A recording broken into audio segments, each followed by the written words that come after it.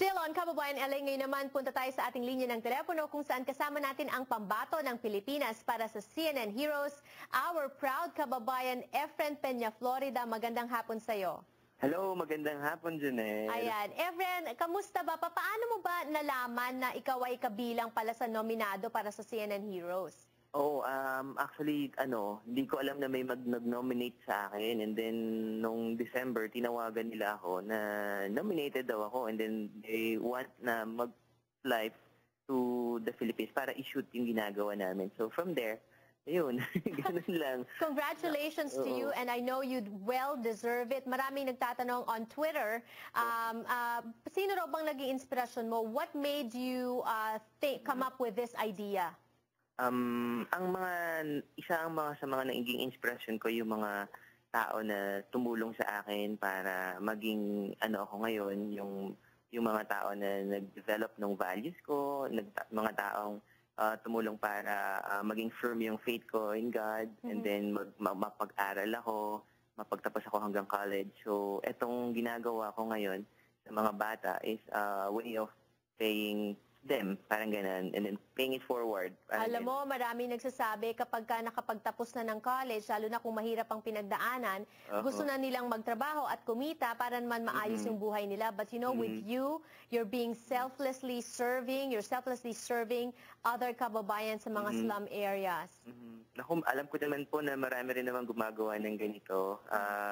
Tsaka kumbaga, ito yung way namin personally, way ko to say thank you dun sa mga taong tumulong sa akin. And then yung mga tinutulungan namin, we encourage them to do the same dun sa mga bata rin, sa ibang tao na makakasalamuha nila. And by now, tapos na ang botohan for CNN Heroes. We wish you all the best, Efren. Pero kamustahin mo naman, kamustahin ka namin, manalo o matalo, what do you want from us? How can we help you still with what you're doing?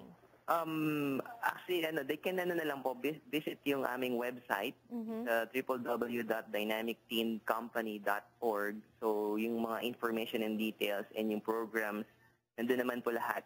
And they can email us DTC office at dynamicteencompany.org. At pwede ring mag-donate, diba? Opo, pwede rin. Pero alam mo, kilala mo si TJ, diba? Yes, yes, kausap ko si TJ at sinabi niya, tanungin daw kita bakit ka nagbablush at bakit tuwang-tuwa ka ata bago ka lumipad papunta rito from Manila. Meron lang akong na-meet na lady sa airport, and super inspired din ako dun sa ginagawa niya. Ayan. Pwede ba natin pangalanan kung sino yung na-meet mo na lady sa airport? Gusto ko rin yung lady na yan very nice, very humble. Okay na yun, Janelle.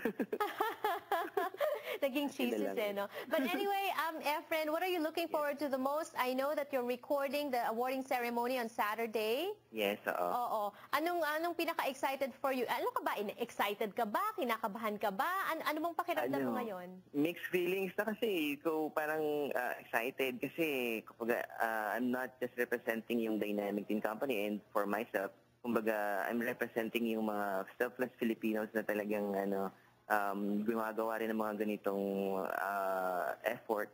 So, parang masaya na, excited na, gano'n. Hindi ko ma-explain. Exactly. Pero alam mo, ikaw, nagbibigay ka ng pag-aaral sa mga kids sa mga slum areas, and I know that you help them a lot. In what way, Efren, are they helping you back? What are you learning from these kids? Actually, yung fulfillment na nararamdaman ko ngayon, more than dun sa money na pwede kong kitain or sa ibang bansa, more than dun yung kapag nakikita ko yung mga bata na yung mga tinutulungan namin kasi hindi sila nakakapasok sa formal school. So, wala silang chance or even wala silang opportunity na because of poverty siguro or yung dala ng So, the fulfillment. We'll end on that note, Efren. Good luck to you and congratulations once again. More power. Thank you.